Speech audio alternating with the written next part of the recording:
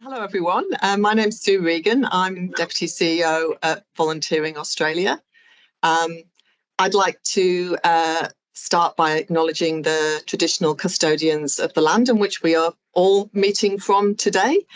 For me here, I'm in Canberra in the ACT. That's the Ngunnawal and Ngambri peoples, and I would like to pay my respects to their elders past and present, and extend that respect to any Aboriginal or Torres Strait Islander people who are joining us today at this event. We're very excited about today's event. It's been organised by Volunteering Australia with the state and territory peak volunteering bodies. It's the first time we've got participants of the continuing professional development programme for professional leaders of volunteers together from across the nation. And it's very timely that we're doing this in the lead up, of course, to International Volunteer Managers Day. So hello and welcome. And I think it's going to be a fun and exciting hour and a half that we've got coming up. The aim of today is really to learn from each other, share stories, and I hope you all enjoy it and are able to do that. I first wanted to introduce my co-chair, who's Louise Giles from Volunteering WA. We'll be tag teaming today. We've also got members of the Continuing Professional Development Steering Committee here, who will be facilitating the discussion groups later. Thank you to all of you. In a moment, I'll introduce Daria, who's our keynote speaker, but I just wanted to run through the running order so you know what we've got coming up.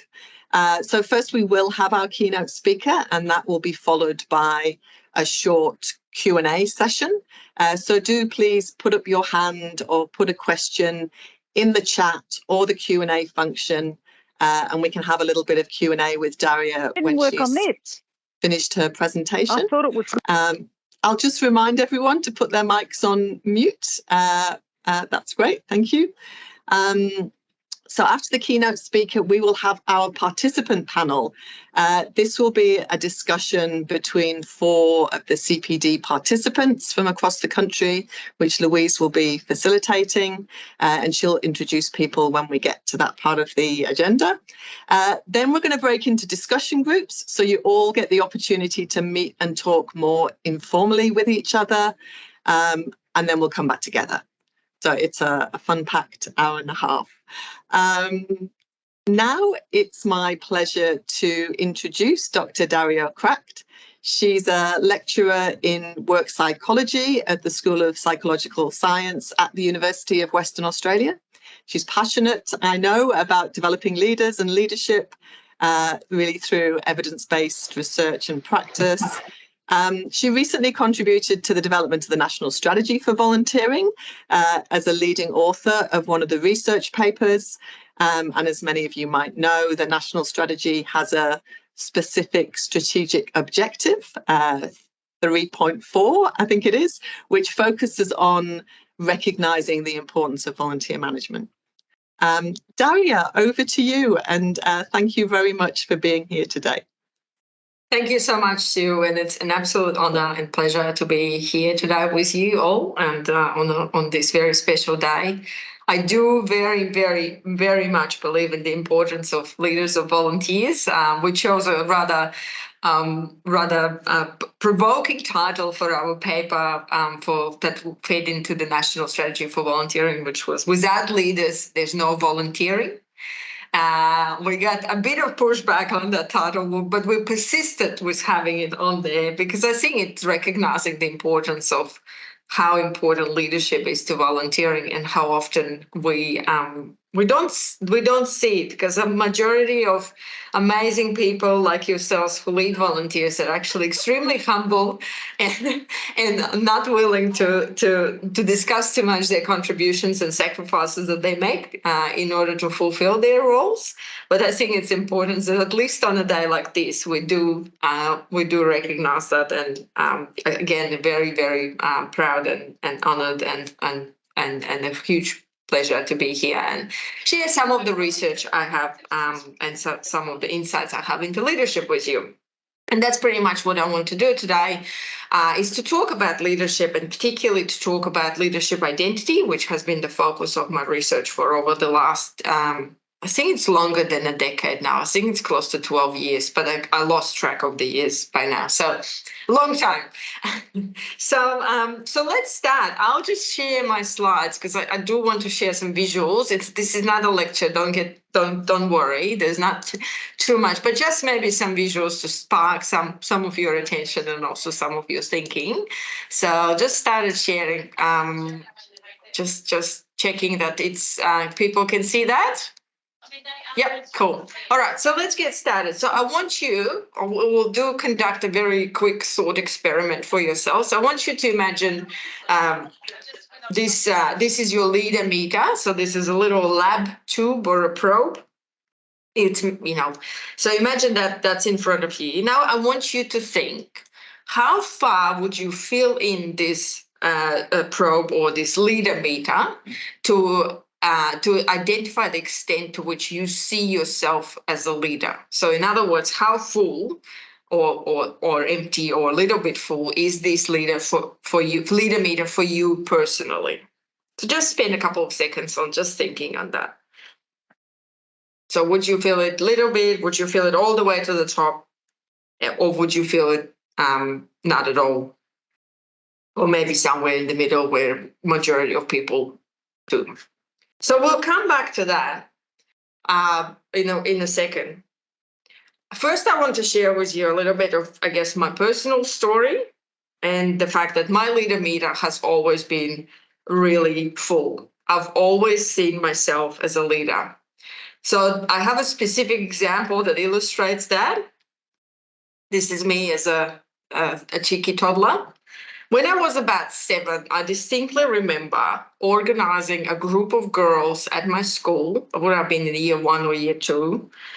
And the purpose of organizing this little girl gang was to address some of the behavior we were experiencing from the boys. So it's the age when the boys started to push you in the hallways, they start pulling your hair, and we didn't really like that. And I was really in charge of getting together with this group of girls and saying, we're going to fight back, we're going to find a way to address this problem, right? And so essentially led by myself. So you can imagine already as a 7-year-old, I saw myself as a leader and I was quite strongly identifying as a leader. And this strength and identity has really carried me through majority of my life as well. So all the endeavors that I've made in my life, I can really attribute back to having this strong sense of leadership identity. So what that suggests to us is that leadership identity has actually very little to do with any formal hierarchical leadership role you have or do not have. I never held a formal leadership role in my entire life. Yet, from the beginning and all through my life, I actually was able to really strongly identify myself as a leader and use that as the power that carried me forward to all of the different achievements that I have. So now I want you to come back to this leader meter that you've just filled in for yourself and think about 2 key questions. First, in respect to the part that you have colored in or filled in your mind, or maybe you're doing it on paper in front of you, what are some of the qualities and characteristics that you have that help you to identify as a leader? What are some of the things that are feeding into that? And I invite you to spend a couple of seconds just thinking about it. Just very briefly.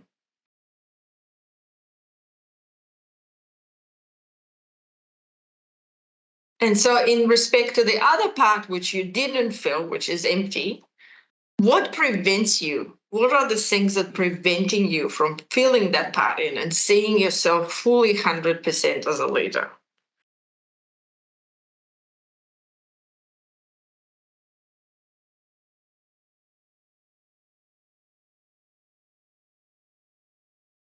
So the reason for why I talk about leadership identity so much is that we know from research, from lots of really robust, rigorous research, is that leadership identity is essentially the start of leadership.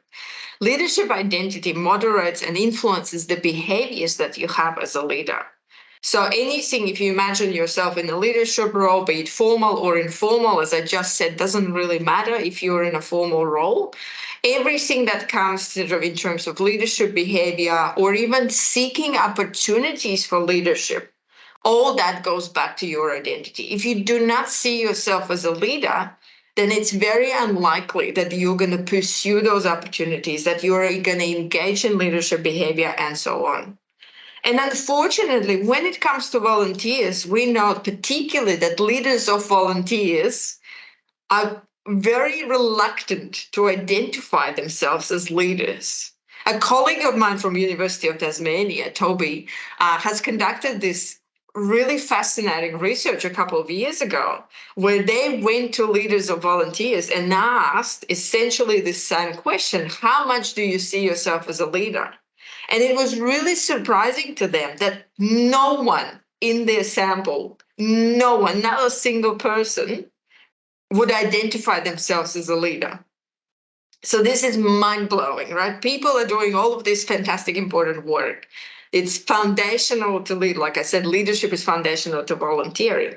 Yet somehow there's this reluctance, or the fear. I don't know what it really is, or barrier to claiming that identity, which then we know is so important to actually being an effective leader. So in light of that, I want to give you today maybe some more practical tips or ideas, is that how can you start thinking about developing your leader identity, which is so critically important in your roles. Before we go there, I do need to clarify the age-old question, which is, what is leadership? And I know that this is something that we could be discussing potentially for the next 15 hours or so, and probably still would not land on an answer.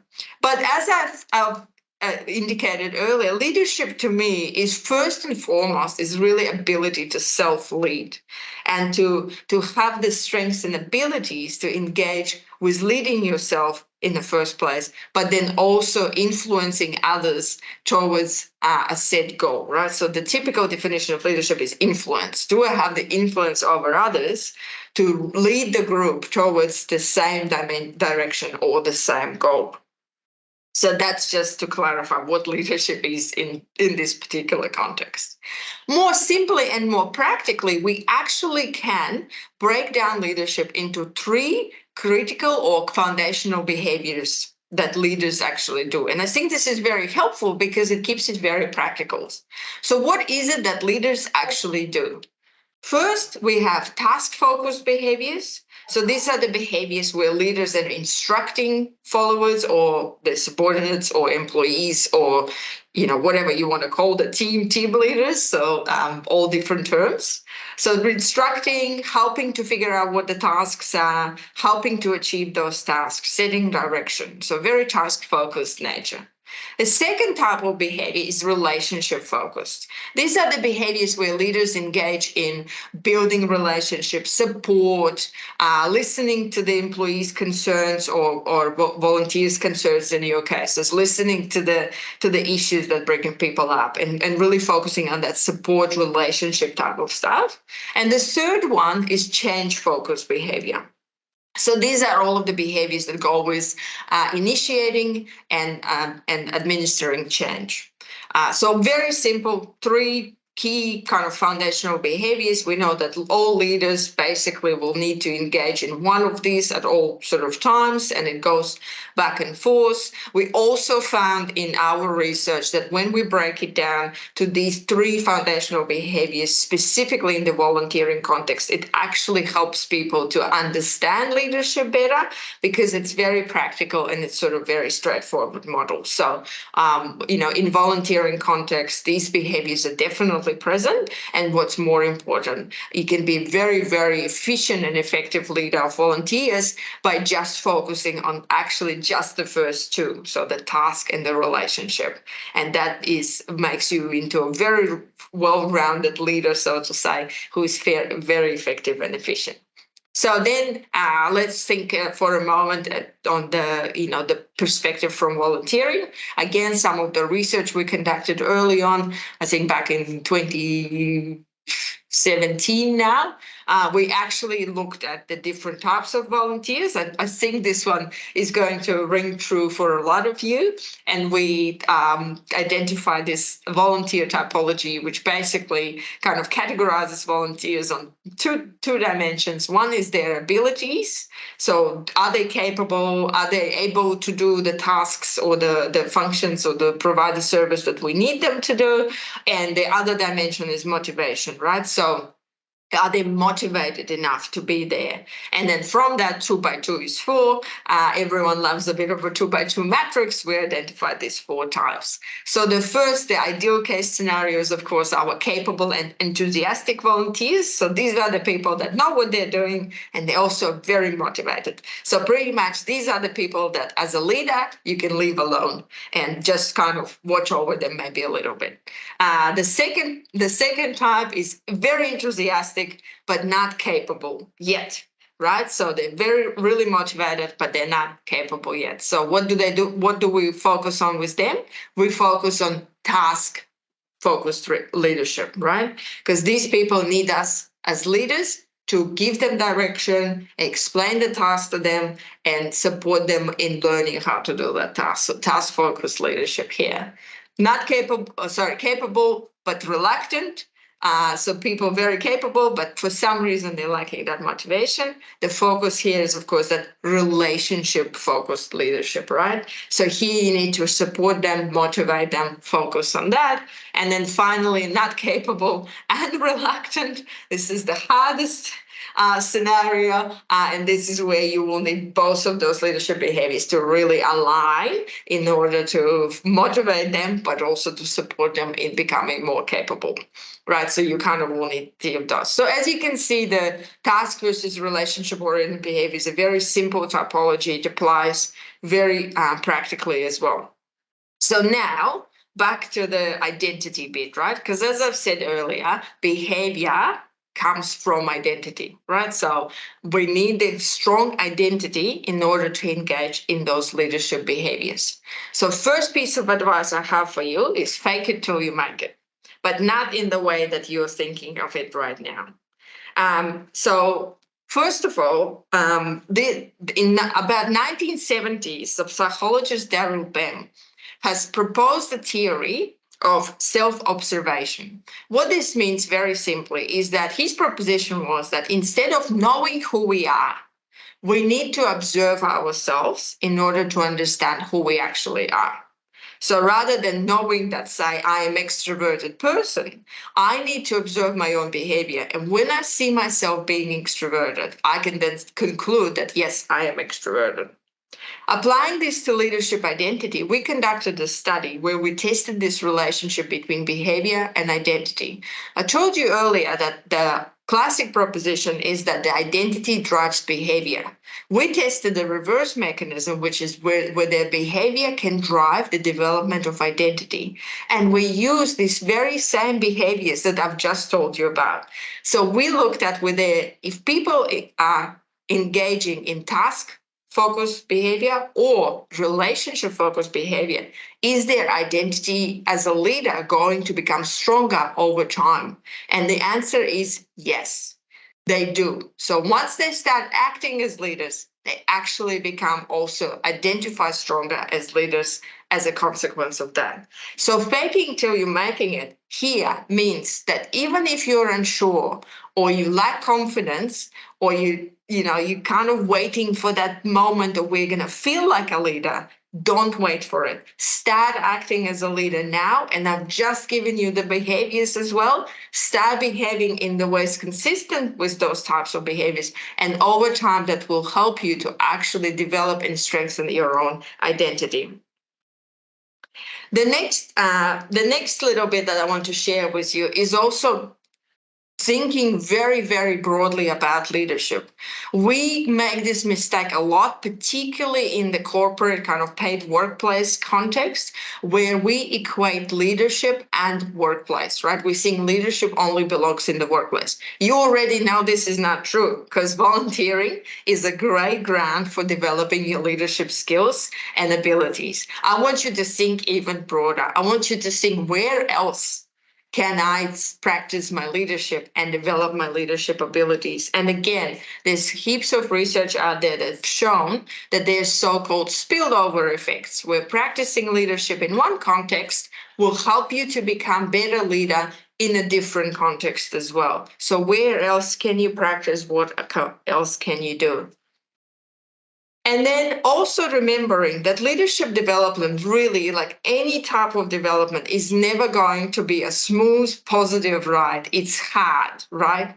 It's hard to become a better leader. It takes time and investment and intent behind it.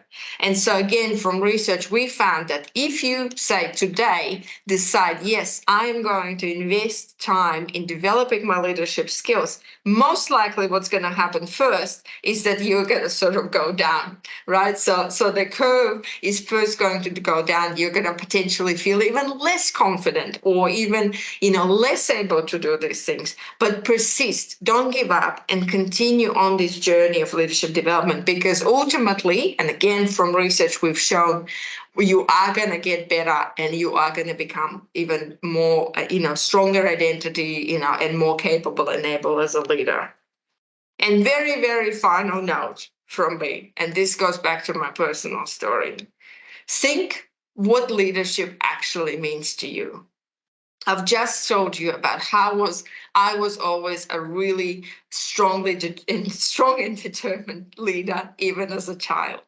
Turns out that my meaning was leadership was very much aligned with what I would call an autocratic leadership theory. When I got those girls together, I insisted on being the only leader in a group who could make all of the decisions and would not pretty much let anyone else speak up or do anything. That ended quite badly for me because they literally kicked me out, and in a rather nasty way, as 7-year-old girls would do. And I very much remembered that lesson and learned a lesson there, is that leadership is not about telling everyone what to do and being the bossy kind. Leadership is about supporting others and listening to them and trying to work together as a group. So I invite you to think what leadership actually means to you and what kind of leader you truly want to be. Thank you. Daria, thank you so much. There was so much in there that was extremely thought-provoking. We've got some time for Q&A now. I should have said at the beginning that this session is being recorded, so you'll be able to look back and listen to it again. Anna, I wonder if you could just keep Daria spotlighted, just because we're going to do some Q&A. I've lost her on my screen. There she is. Thank you. Now, if anyone has a question, you can put your hand up at the top of your screen, or you can pop something in chat or in the Q&A. I think while people have a little think, I might ask a question, Daria, if that's all right. So I actually scribbled down a few ones, but I wondered if there was anything about when you were talking about, the importance of identity and leadership identity. The first thing that kind of came into my mind is, I think I have a fairly strong leadership identity, but I have like multiple identities. And I just wonder whether that's something that, I'm a carer, I'm a parent. Yeah. Do these sort of reinforce each other, or Yeah. I don't know, just any reflections on that? Yeah, no, that's a fantastic question, Sue, and absolutely. So, so identity is such a multidimensional phenomena, right? So I've talked mostly to you today about strengths, which is how strongly do I identify as a leader. And then towards the end, or very in the end, I hinted at another component of identity, which is the meaning. So what does it mean to me to be a leader, or a parent, or a carer, or a partner? All of those are identities. The other component of identity is actually integration. And integration means integration with other identities. So how consistent is your overall sense of self? Because you have a global identity, which is kind of defines who you are overall. And then within that, we have all of these little, like those bubbles I showed you. We have, I'm a volunteer, I'm a leader, I am a carer, I'm a parent. So one of the things that we want to work towards as individuals at a larger scale is a good level of integration between those different parts of ourselves. So ideally, leadership identity is something that's not just kind of a standalone, only like here at work or in the office or wherever I'm a leader, or in your unit if you're a leader of volunteers, right? Ideally, you want that leadership identity to integrate really well with the other aspects of yourself.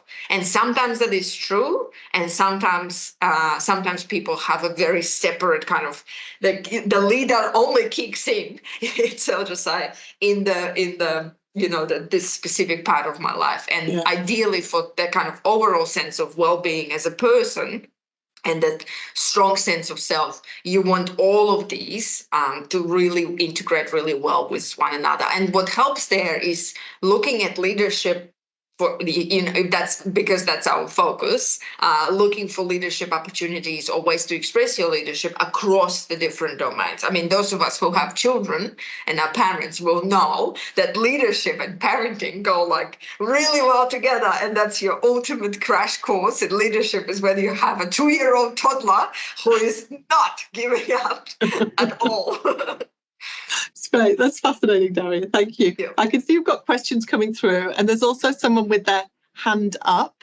I can't see your name, sorry, on my screen, but would you like to take yourself off mute and ask a question? I think that's me, Sue. It's Claire Corbett from IPC Health in Melbourne. How are you? Thanks, Daria. This is really thought-provoking. It's great. I'm the coordinator of volunteers at a community health service in Melbourne. And I'm interested, it's a really interesting idea, sort of articulating leadership in this way, and it's very thought-provoking.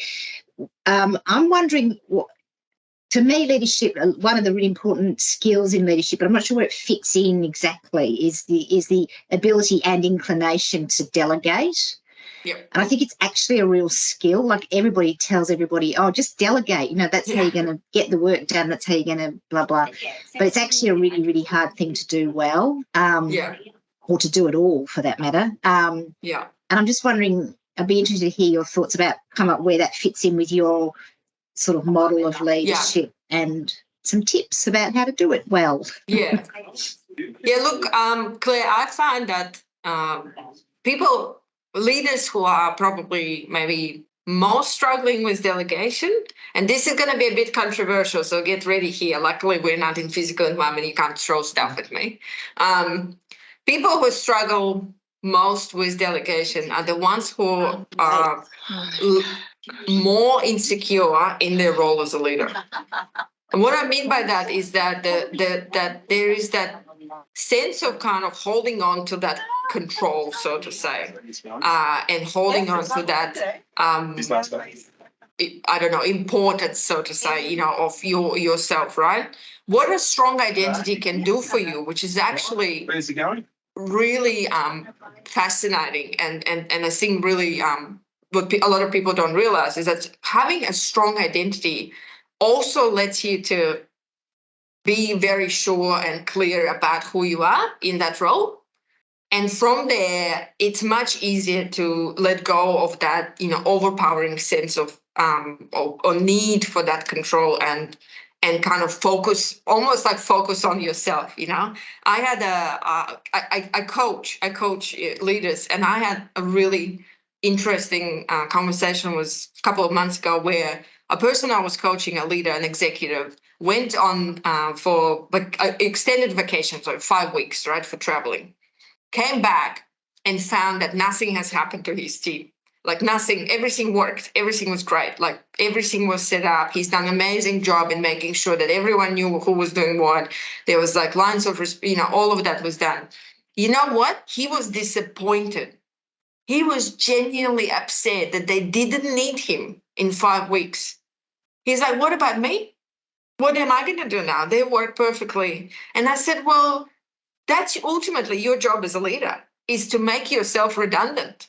And you can only do it when you can let go of that gripping need to, the kind of holding on to that power and that space, and not letting go of it. And identity, I think, is something that can really help with it. You have a much stronger definition of who you are as a leader. You can then easier, it's still hard, but let go. But that's, I would think if you find yourself struggling to delegate, I would think first why am I struggling? So really spotlight on yourself. What is it that's holding me back?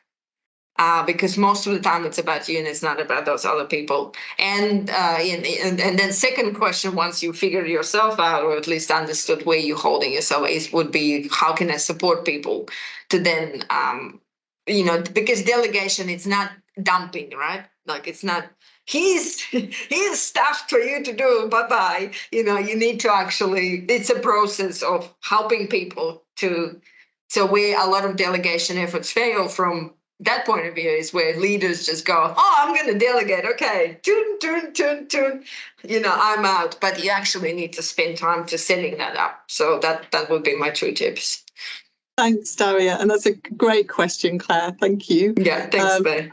I'm going to go to a couple of questions in the chat now. So first is one from Claire Laurie. What are the common barriers to a leadership identity? There's a great question. There's a great piece of research by some of my colleagues in the States. So they have identified 3. I'll have to think really hard if I can remember all 3. But the key ones where there was a fear of what are other people going to think about me if I claim that identity. And I think it's a big one. And unfortunately, seeing that we have a particular, there is a relationship with gender. I don't want to dive into that too much again, but unfortunately, particularly females seem to be stuck in that barrier of what are others going to think about me. So that's one.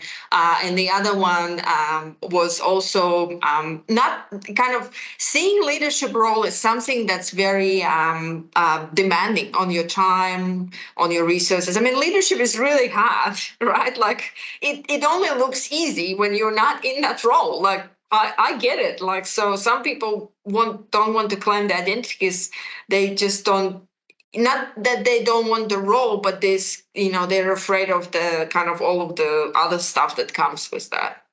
Yeah. Thanks, Daria. That's great. And then we've got a question from Emma. Love to hear Daria's thoughts on the relationship between developing your own leadership identity in relation to the person who is leading you in a role. What can we always do, regardless of the quality of the leader we might report to? And she says, hope that makes sense. I think that makes a lot of sense. Yeah, I think that makes a lot of sense. Yeah. Look, I mean, a lot of, I guess a lot of us are not super lucky to have those role models, immediately around. And I would encourage to then kind of look outside of that and find other role models. So kind of to grow yourself as a leader and kind of role model after other people. If you don't have like immediate kind of supervisors not fitting kind of that mold. There's a lot of great kind of now that with the access of information that we have. So looking out for other people that inspire you. I mean, again, volunteering space is such a great community. There's so many people who like absolutely commit themselves in looking at that. And, never, even if you have a bad experience, and I think everyone has a bad experience with leadership or a leader, everyone has a story about a bad boss. Like if I ask people, that's one thing that everyone has is a story about a bad boss, right?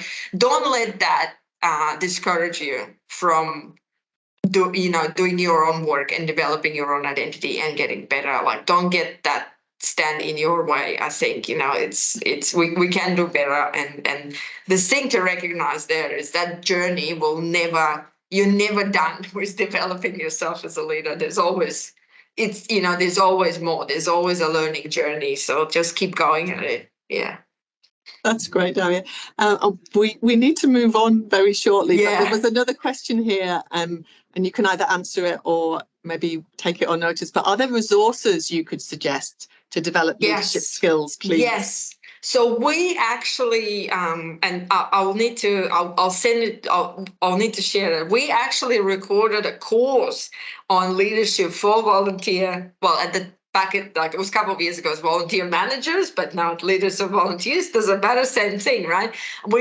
So we had funding from Bushfire Natural Hazard CSC, the old one, and we have, myself and my colleagues from Curtin University, we have a whole online course that has like 3 modules, and there's one module on leadership, and there's a couple of modules on other issues. I think there's recruitment, something else. Sorry, I can't remember right now. So it's public, it's available. It's really hard to find. They've squeezed it on a web page. I couldn't find it. I had to ask, like, literally, like, specifically tell me where to click, because I cannot find it. But I know how to find it now, and I can share it.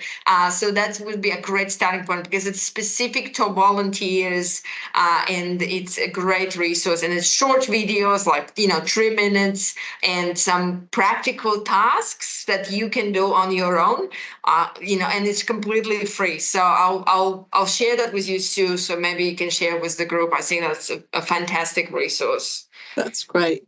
I'm going to very quickly take one more question, because I saw Faith put her hand up, and then I will pass on. Faith, did you want to take yourself off mute? Sorry, that was an accident. I was going to react and then I raised my hand. Daria, thank you so much. Thank you. I hope you can stay around. That was so valuable.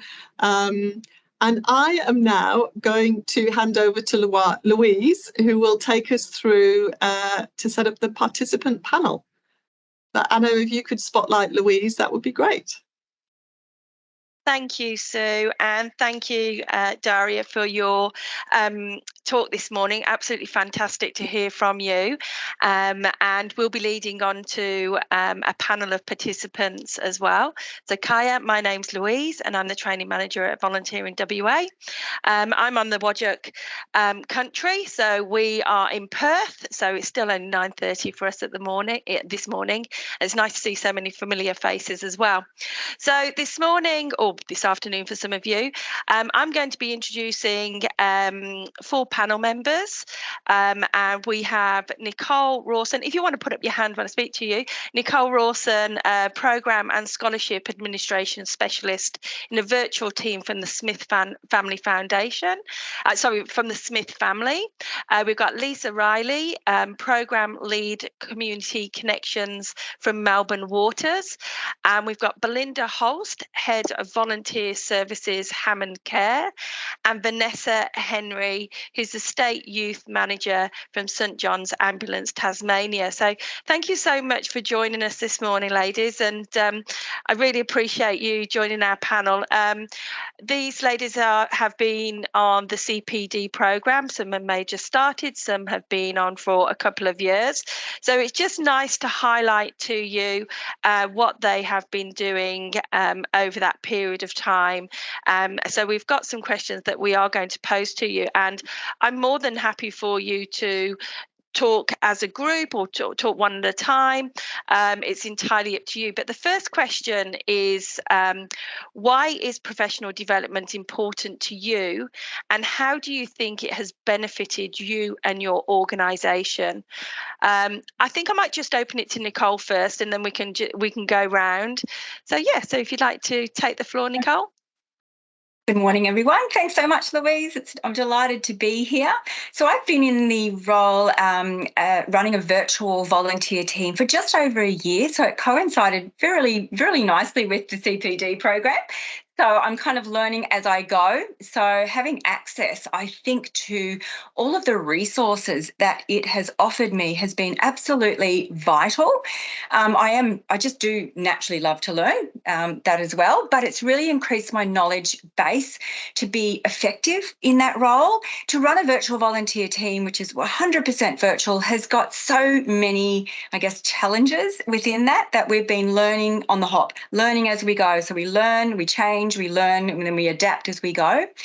And it's also given me a lot of knowledge around strategies for that retention rate, because maintaining a high retention rate within a virtual volunteer team can be really challenging, but we've actually made good inroads on that space and doing quite well.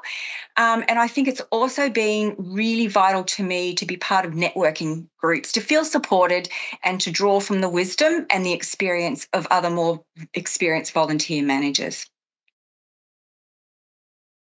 That's great. Thanks, Nicole. It's lovely to hear that, especially after coming out of COVID as well, to know that virtual volunteering is still going very strong. Lisa, would you like to take the mic? Yeah, sure. Thank you. And I've been doing the CPD program since 2019. So a little like Nicole, I do love learning, but I felt it was just essential for my role. So I think, like a lot of people, my story is that I wasn't a volunteer leader when I started in the role.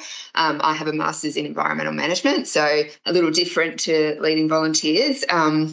So I just felt like I needed to invest in that time to build my skills, both for myself and for the organisation, but very much for the volunteers as well. I think for us to value volunteers, it's really important for us to invest in how we're going to lead them. So that was a really important thing for me.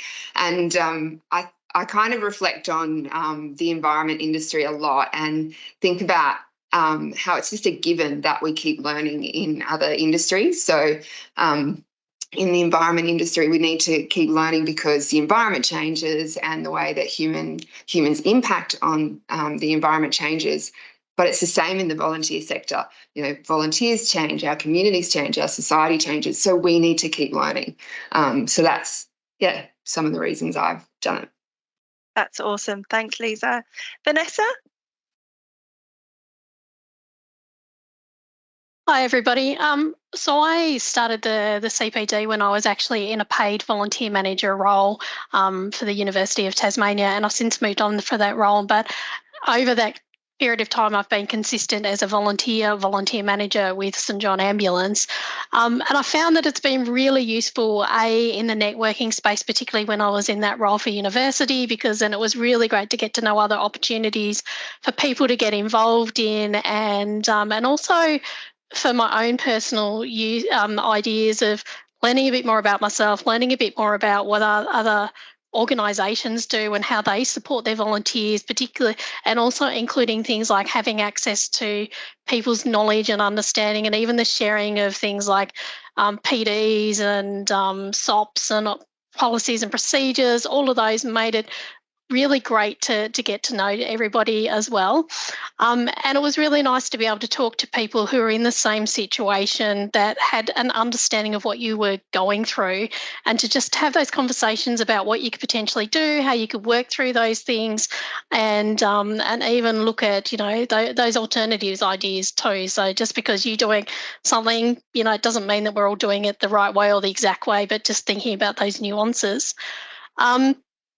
I think for me, it's also been really great around looking after myself and also my own mental health, in looking at that. We've recently gone through a big review in our youth program and changes, and looking after that. And at one stage, I wasn't in the best headspace myself, but having those opportunities to talk to people, having those opportunities to help with my motivation and looking after my own self-care has been valuable in this space as well. Fantastic. That's great. It's always good to do networking, get to meet new people, especially with the volunteer manager networks and any of the networks that belong to your role. That's fantastic. Thank you, Vanessa. And Belinda? I'm relatively new to the CPD program. I probably only signed up around 6 months ago. And one of the reasons why I did was, and what I found so beneficial, was that it allows you to track all the learning and activities that you do throughout the year. And as I kind of plotted them all on the page, I was actually surprised myself about how many forums there are available to all of us, different networking opportunities, which I think we've spoken about, different courses. I've signed up for the Cert 4 here in New South Wales for the volunteer program management. And it was actually really nice just to have it in one location and actually reflect what great opportunities we have access to for people who are willing to step up and have the time or the capacity. And as I talk about it more with my team, I'm in aged care, and I've got a team of 30 people across the country. People might not be ready to do professional development right now, but I think the CPD allows us to kind of drop in and drop out, and you can mix and match what is interesting to you and particular streams. So I've actually found that quite useful, and then it's been advantageous for me to kind of be able to show my leadership, my management team, to say, our volunteer coordinators are developing, they are professional leaders, they've got these amazing skills and networks that really no one else in the organisation has, and this is, how we are able to develop our staff to become, either professional leaders in volunteers or whatever their next career progression might be. So I've found it really helpful in that respect, and definitely happy to talk to others about why it's worked for us. That's great. Thanks, Belinda. And how great that so many resources and things like that are online now, which means that you can either go on courses in your own state, look at resources in your own state, but also nationally as well. So you've got that option that you can jump online, different courses with peak bodies, with all the peak bodies as well. So fantastic. Okay, we're going to take you to the second question. I think we'll do Q&A at the end if we've got enough time. But second question, and Belinda, I'll pick you first on this one, is how do you think professional development has improved your practices? I think it's been really timely. Some of these topics that we're discussing, particularly recently around legal and ethical issues, it really, there's always something happening in aged care where we need to be at the forefront, either consulting with our peers and colleagues in the industries or working out something ourselves internally. So it's just having those resources right at the fingertips, and also knowing who to go to outside of our little bubble, and thinking that I think someone else on the panel had already said that there are other people already going through these experiences. How can we work together? So let's not create the wheel if we don't have to. Let's see what else is out there. So I definitely feel like it's being able to lean on each other as a body of committed professionals in this sector. Yeah, most definitely. I totally agree with you there. Lisa. One of the things I do, I guess, to get most of my points from a CPD perspective is the mentoring program. So I think for me, I think mentoring has been an incredible learning experience. And I think people often think of it as a mentor and the mentee gets the experience and the opportunity to learn. But every time I go through the mentoring program, I learn something about myself. I learn how to be a better leader. I learn how to communicate and, provide my knowledge to my mentees, and then learn about other organisations, because there's not always a lot of people in the environment sector that come on board. So I have had fascinating insights into other industries, which has been great. I think if I kind of reflect back as well on Daria's kind of discussion about leadership identity and how we're seen from a hierarchical perspective, and the organisations I've worked in have been very hierarchical, and the people in our volunteer team haven't seen themselves as leaders because they haven't been necessarily on the top of the leader chain, if you like. So what I've learned from professional development is providing those professional development experiences to my team allows them to then identify as volunteer leaders and be better volunteer leaders for the volunteers in our community. Yeah, mentoring going forward with your own team, as well as coaching as well, which is fantastic. Thanks, Lisa. Vanessa. I think for me, one of the biggest things is becoming really clear and aware about the, squirrel brain, around the implementing the national standards for volunteers and how that really works as well. And even stopping and thinking about how I interact with my volunteers, and to the point now where like I've been in from the beginning with when the Tasmanian program started, but being able to go, actually, I need these other roles in place to be able to help support me so that I'm not the only person doing this particular role. And also, and better advocating for what volunteers require and also what I require as a volunteer to help support volunteers. So I think that's made me, stronger to be able to speak up, stronger to be able to talk about what's required, and even just that advocacy piece of work has been a major thing, and looking at platforms and looking at how that they can be implemented and supporting volunteers in order to be able to access those platforms and those different things as well. But and also looking at volunteer recognition and how we can do that better. But yeah, definitely that advocacy and speaking up for what we do need in the roles and stuff as well. And how it improves your confidence as well with going forward with everything. So that's great. Thanks for that, Vanessa. And Nicole. Thank you. What it's done for myself and my other two lovely team members is highlighted the importance of incorporating the focus areas featured in the National Strategy for Volunteering, specifically the focus area of individual potential of our volunteers and their experience, I guess, within that volunteering space within our organisation, and also creating a space where our volunteers feel like they can thrive, because people are coming to us from all different walks of life, all different life experiences. Some are coming from quite vulnerable positions to be, engaged within our teams and acknowledging that. So we've really developed a compassionate, caring and kind way of interacting and supporting our volunteers. So for us, that's been a super important highlighted component that the CPD has really brought into the forefront. So we've got four main areas that we work with in that: keeping our volunteers engaged to the broad scope of the Smith family. We're making them feel supported in everything that they do with us, connecting them to the whole outcome of positive education for disadvantaged students, trying to keep our volunteers really connected in. Why are they with us? What is the Smith family doing? What are we about? I find that really actually motivates our team and uplifts them, which I think is super important, particularly when you're a virtual volunteer working from the isolation of home, connecting them into the stories of our students and having some meaning making, I guess, within their life, as well as their contribution to the volunteering space to us. So yeah, that's kind of what we're doing in our space. That's great, Nicole. That's great. All about values and how important they are to each and every one of them. Yeah. Thank you.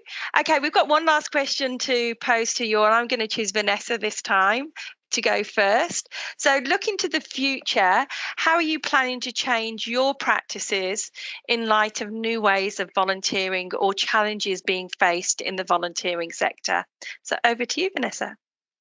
So for me, with my practice is really working with our organisation to stop and think about, instead of being a very specific type of volunteering role is where we're focusing on at the moment, but looking at, okay, what other opportunities can we provide? How can we get people into those different roles?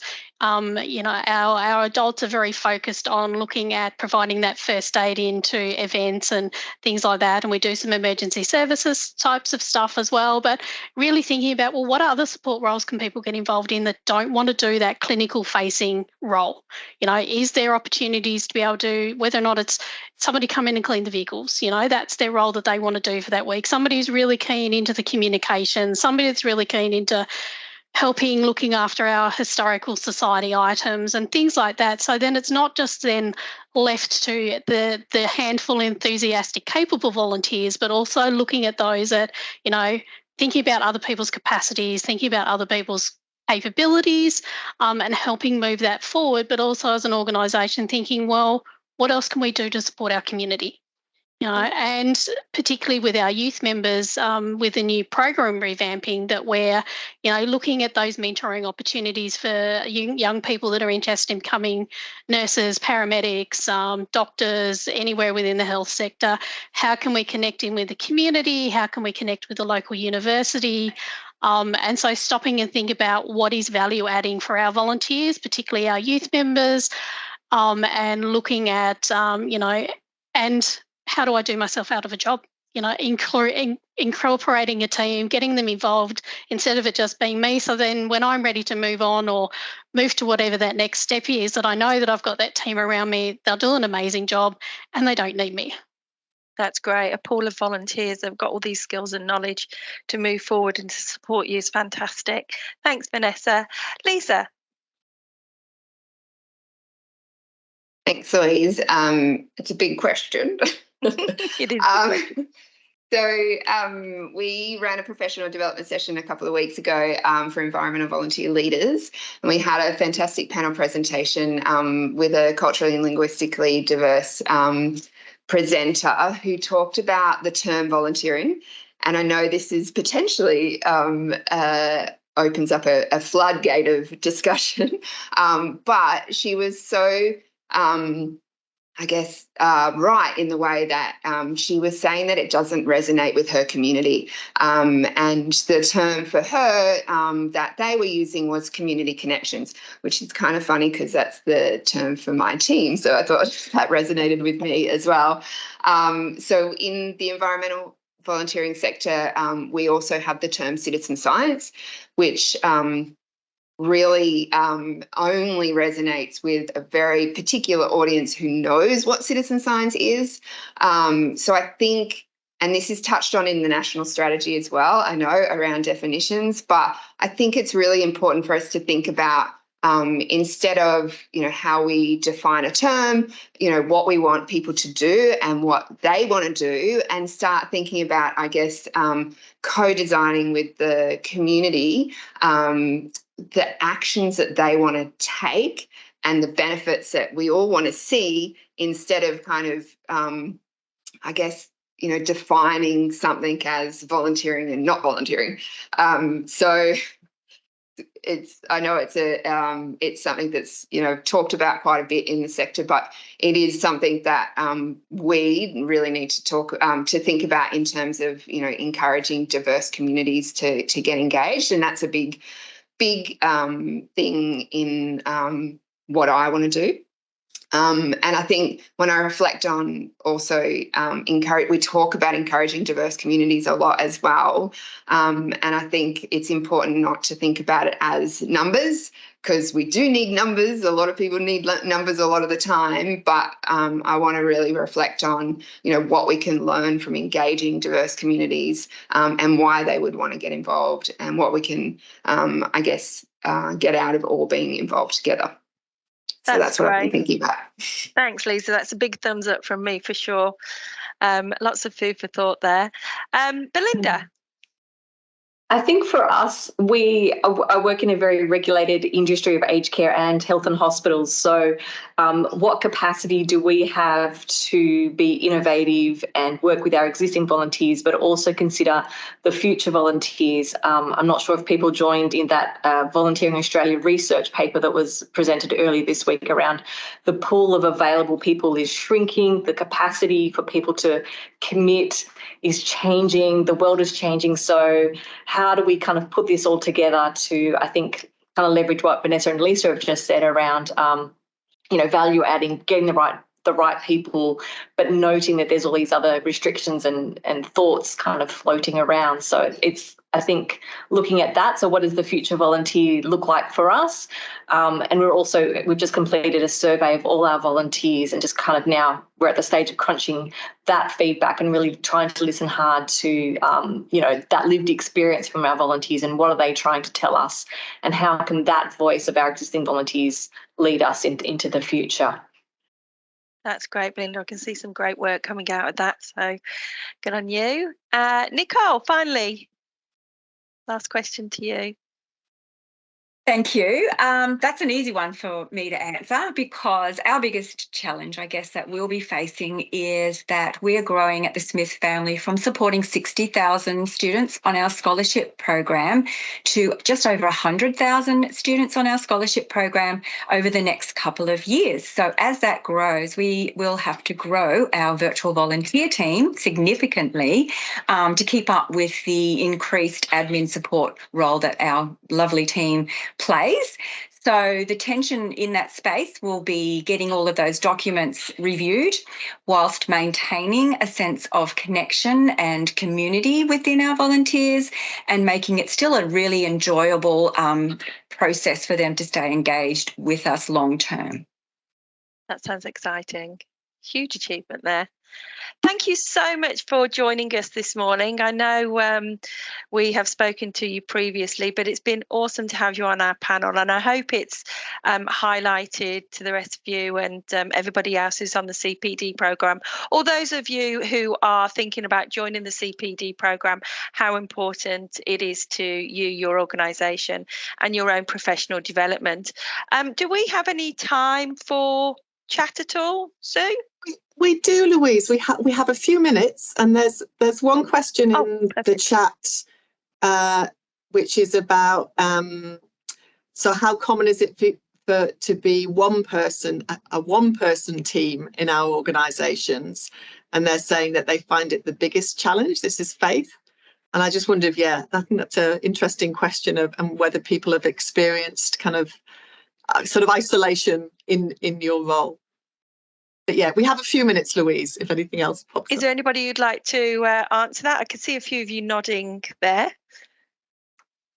I was going to say absolutely. It's a very common thing, and I found that when I was in a paid role and even in the volunteer role, that quite common in my state, I would be the only person. And there's been discussions. I know that I attended some training through VT as well around that.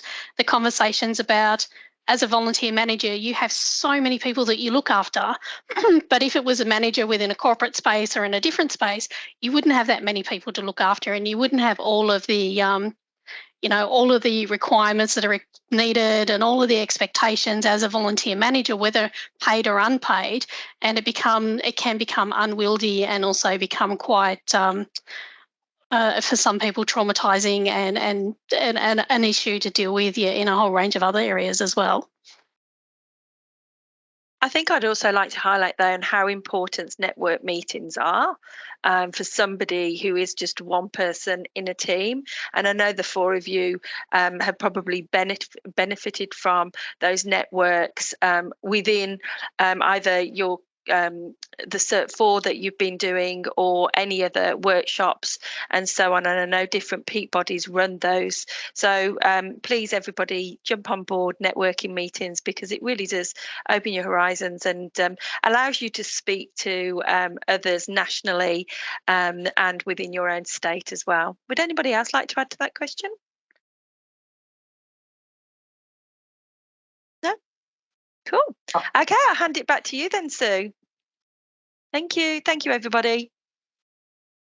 Thank you again, everyone. That was, what an amazing group of people. And thanks so much, Louise, for facilitating that session. So now it's time for discussion groups. So you've been randomly assigned to groups. We're going to go into the groups for about 20 minutes or so.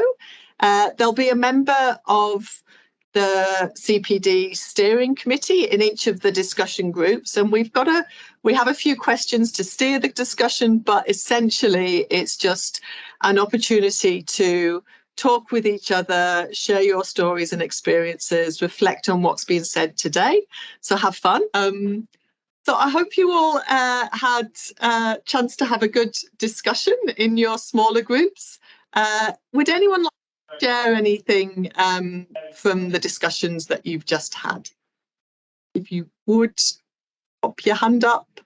Any reflections? I can go first. Yeah, I had 3 who were CPD participants and 3 who were not, which was great. So we had a lot of discussion, and again we were cut off midway through, so I do apologise for that, my team.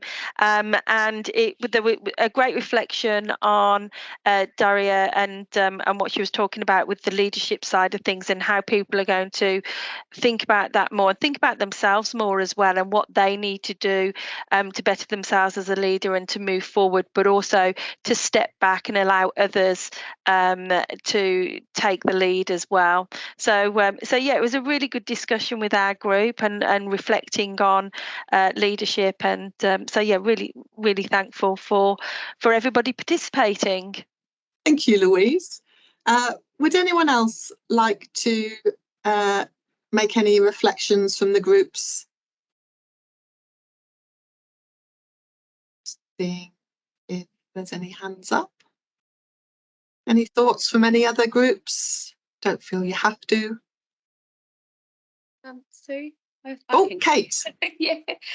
So we just had a suggestion around, so we got to know each other, of course, and reflected on today in the program, but really cool suggestion about a buddy system nationally for CPD program, and that could accrue some points towards the CPD, but it's connecting a participant with another participant, not so necessarily in the same state, and for like a 20-minute catch-up once a quarter. And what would that look like? So I'll jot something down and talk at the steering committee next. So, yeah. That would be great. Yeah. Yeah, that's great. And that's, yeah, a really nice practical idea, and we should definitely talk about it at the steering committee. Cool. Anybody else have any final reflections that they'd like to share? Susie. Hi. Yes, so in our group we did talked about the most valuable professional development we've done this year, and a lot that came through is around the importance of being able to network with others, both kind of in your local geographical area, but also in forums like this, because often volunteer leaders are quite isolated in their own organisation. So we talked about the value of being able to connect. Thank you, Susie. Well, I'm going to start wrapping up. Recording will be available and we'll circulate it to you all. Thanks again so much to Daria for her fascinating keynote address. I'm going to think lots about what you were saying. And thank you to the other members of the CPD Steering Committee for organising and facilitating today.